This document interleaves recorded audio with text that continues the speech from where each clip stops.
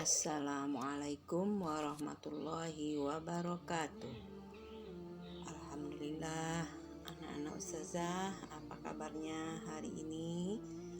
Mudah-mudahan insya Allah semuanya baik-baik saja, dan semoga Allah melindungi kita dari hal-hal yang tidak baik, terutama dari virus yang sekarang sedang merajalela. Mudah-mudahan dilindungi dari kita dan keluarga kita semuanya, amin. Oke, anak-anak ustazah, kita masuk ke materi yang baru, yaitu hidup tenang dengan sikap terpuji. Hidup tenang dengan sikap terpuji. Oke, untuk hari ini sikap terpujinya yaitu kita akan belajar tentang tanggung jawab. Sebelum kita belajar materinya, kita lihat dulu apa tujuannya kita belajar tanggung jawab ini. Yang pertama yaitu memahami hadis yang terkait dengan perilaku tanggung jawab. Jadi kita nanti berdasarkan hadis, Kemudian setelah kita memahami hadis tersebut, insya Allah kita akan mencontoh perilaku tanggung jawab itu sebagai implementasi hadis tersebut. Oke, jadi ada tujuannya memahami hadis yang terkait dengan perilaku tanggung jawab, mencontoh perilaku tanggung jawab itu sebagai implementasi hadis tersebut. Oke, kita tahu dulu arti dari tanggung jawab. Tanggung jawab artinya bersungguh-sungguh dalam melakukan sesuatu dan bersedia menerima akibat perbuatannya. Setiap manusia mempunyai tanggung jawab, baik tanggung jawab terhadap diri sendiri, keluarga, agama, maupun lingkungan di sekitarnya. Jadi anak ustazah, apapun yang kita lakukan itu kita akan mempertanggungjawabkannya di hadapan Allah. Jadi tanggung jawab itu adalah kalau kita mengerjakan sesuatu itu sungguh-sungguh, kemudian apapun yang kita terima hasilnya, itu kita menyadarinya, itu namanya tanggung jawab. Oke, kita teruskan. Tanggung jawab merupakan perilaku terpuji. Apa yang tanda-tanda anak yang bertanggung jawab? Apa ciri-ciri anak yang tanggung jawab? Kita lihat nak. Yang pertama, memiliki sikap percaya diri. Oke, kemarin kita sudah belajar nak, sikap percaya diri. Jadi kalau anak ustazah sudah percaya diri, berarti anak ustazah sudah termasuk anak yang bertanggung jawab. Oke. Yang kedua, berperilaku tidak merugikan orang lain. Biasanya anak yang bertanggung jawab itu biasanya dia tidak menyusahkan orang lain. Dia biasanya bisa mengerjakan sendiri. Dia menyelesaikan sendiri. Apa yang dikerjakannya, diselesaikannya. Kalau umpamanya dia bermain, permainannya tidak berserakan, diambilnya kembali, disusunnya kembali, dimasukkannya ke tempatnya. Biasanya anak yang tanggung jawab itu tidak merugikan orang lain, tidak menyusahkan orang lain. Lalu yang ketiga, tanda-tanda anak yang bertanggung jawab itu adalah berhati-hati dalam melakukan sesuatu. Jadi anak yang bertanggung jawab itu di dalam suatu pekerjaan, suatu hal kegiatan yang dilakukannya, dia akan hati-hati, tidak tergesa-gesa. Contoh, kalau dia membuat tugas umpamanya, dia akan membuatnya dengan hati-hati, dengan sungguh-sungguh, tidak tergesa-gesa, kemudian hasil yang dia dapatkan karena dia hati-hati tadi, insya Allah akan maksimal hasilnya.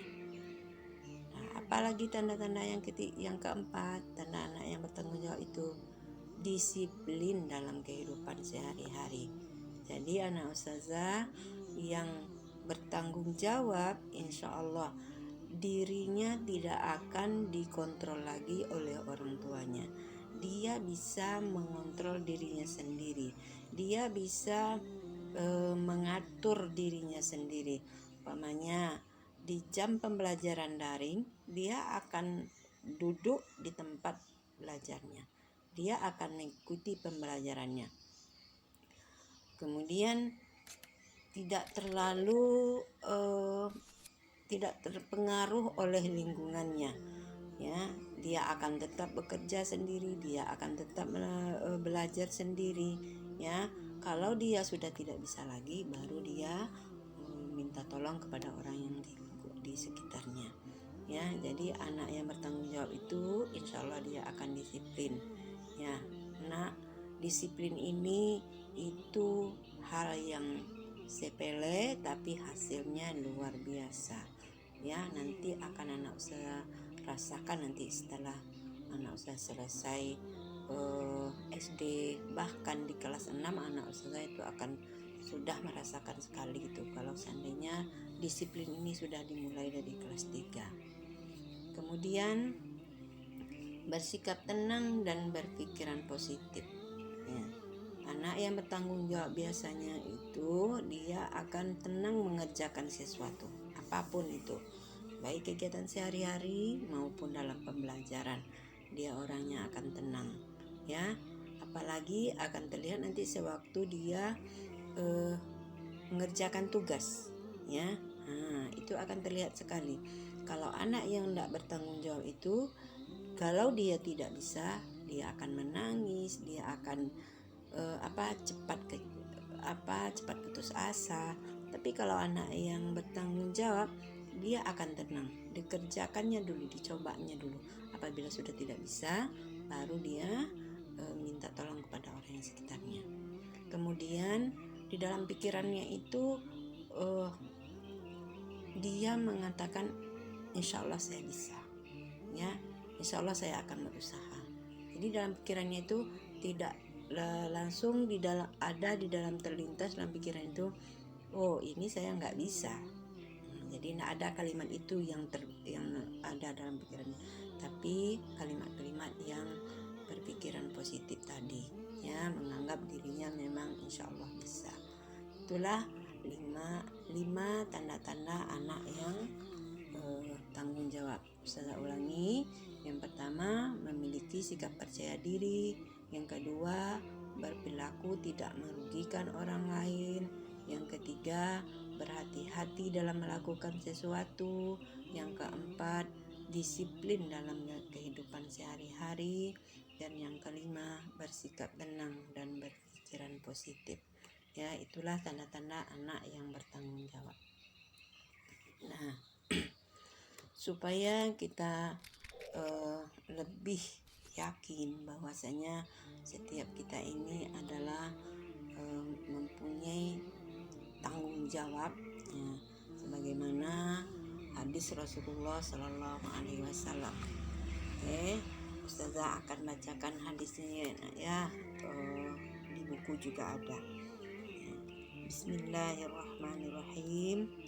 Ani bani Umar radhiyallahu anhuma anin Nabi sallallahu alaihi wasallam qala kullukum ra'in wa kullukum mas'ulun an ra'iyatihi wal amiru ra'in war rajulu ra'in ala ahli baitihi wal mar'atu ra'iyatun ala baiti zawjiha wa waladiha fakullukum ra'in wa kullukum mas'ulun an ra'iyatihi.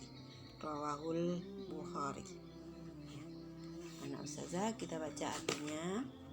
Dari Ibnu Umar, dari Nabi Muhammad sallallahu alaihi wasallam bersabda, setiap kalian adalah pemimpin dan akan dipertanggungjawabkan atas yang dipimpinnya. Dan seorang amir adalah pemimpin.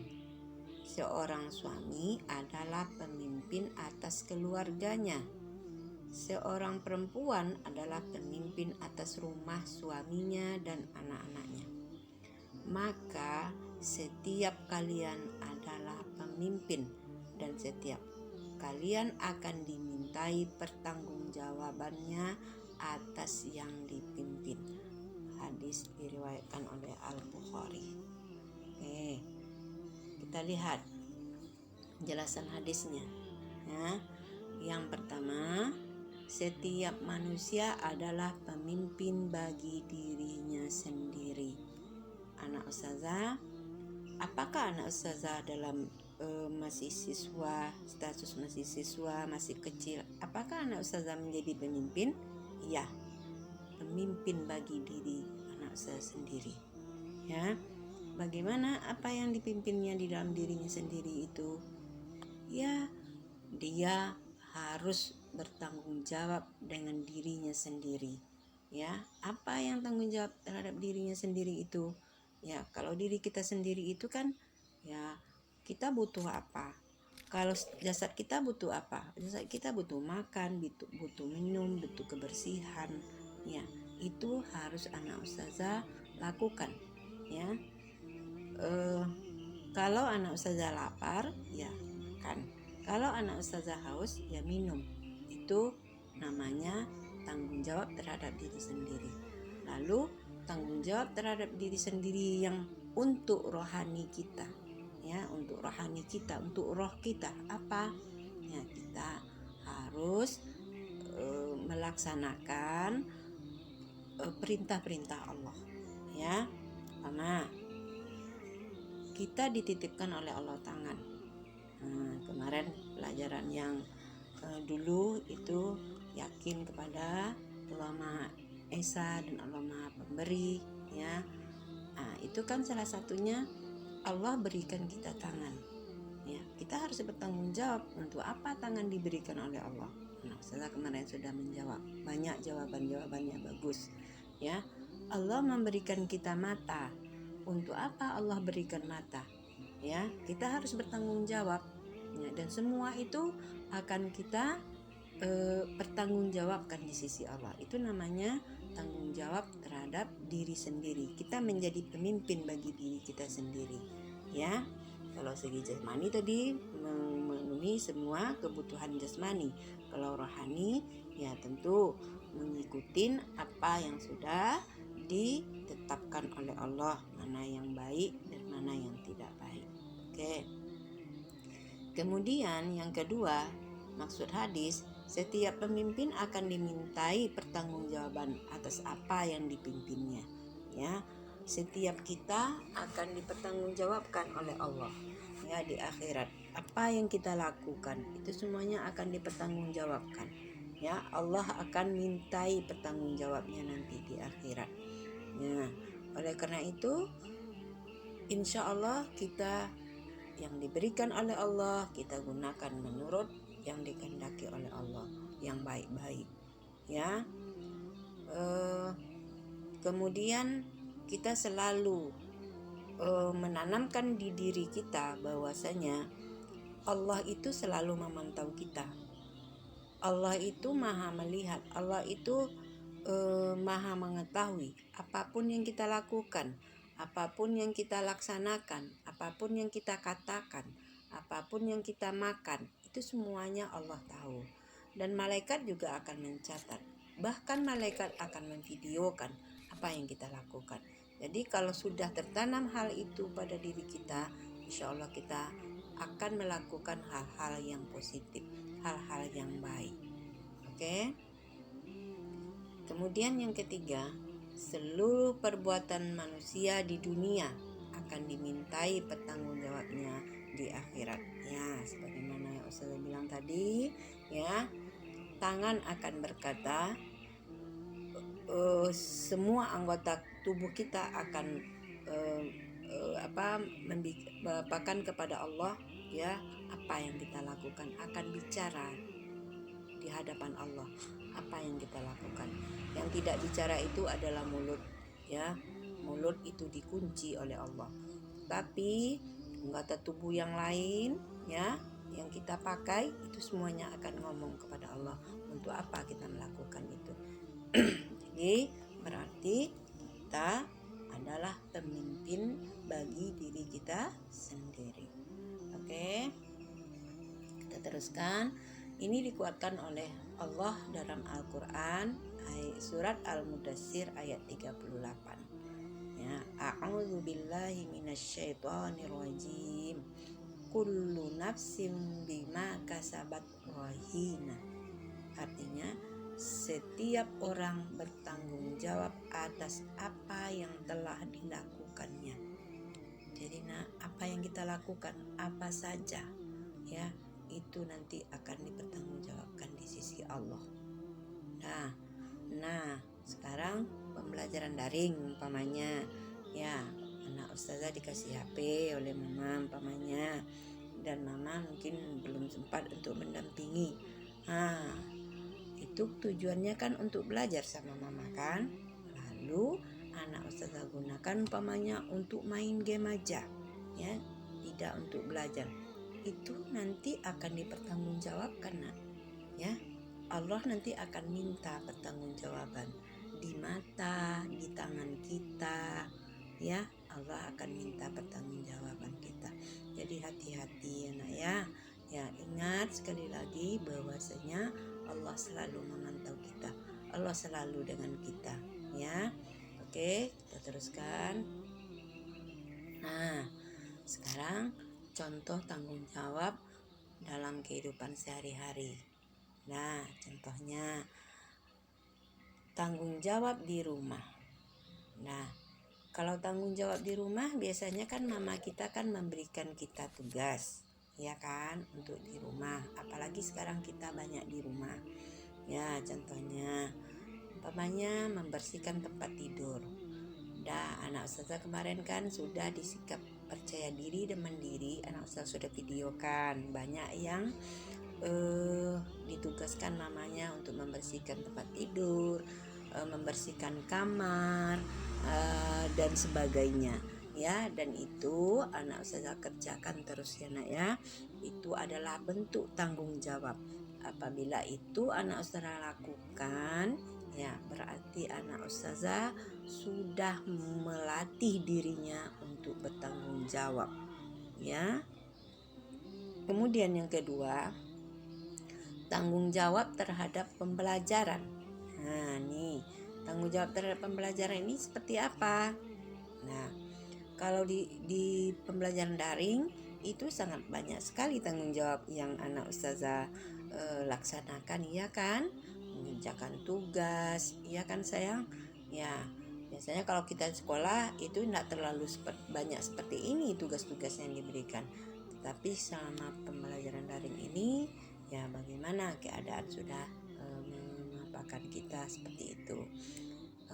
Jadi ya, tanggung jawab terhadap pembelajaran itu sudah jelas, itu mengerjakan tugas, mengumpulkannya tepat waktu. Biasanya anak-anak yang tanggung jawab itu biasanya terlihat itu dari tugas-tugasnya ya. Insya Allah dia akan mengerjakan itu bagus ya. Kemudian dikumpulkan tepat waktu. Kalau memang orang tuanya umpamanya bekerja, nanti orang tuanya setelah pulang dia kerjakan, dia buat, dia kirim, seperti itu ya. Kemudian apalagi sewaktu menjawab soal dia teliti sehingga insya Allah nilai-nilainya maksimal, seperti itu. Itu namanya tanggung jawab kita terhadap pembelajaran kita.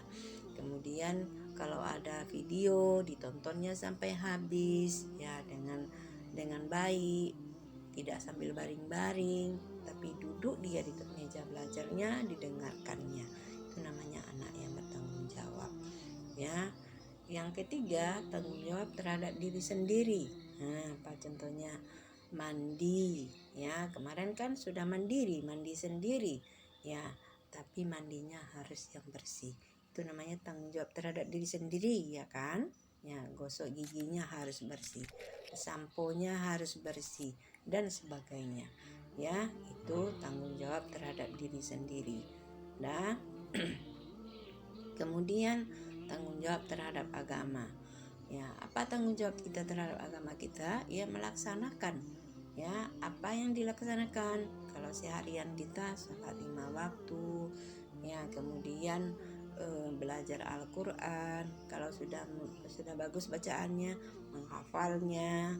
Nah, dan insya Allah anak-anak yang tanggung jawab ini terhadap agama ini, apabila dia sudah bagus, ya insya Allah dia akan menjadi anak yang betul-betul pribadi yang hebat, akan menjadi anak yang mempunyai akhlak yang mulia. Ya, ini anak ustazah, ya tanggung jawab terhadap agama itu sangat penting. Ya, anak ustazah belajarlah sungguh-sungguh pelajaran agama, jangan dianggap remeh ya, karena inilah untuk bekal kita sampai di akhirat ya. Dan di tangan anak ustazah nanti 20 tahun ke depan itu agama Islam itu seperti apa, itu ada di tangan anak ustazah. Oke, kita teruskan.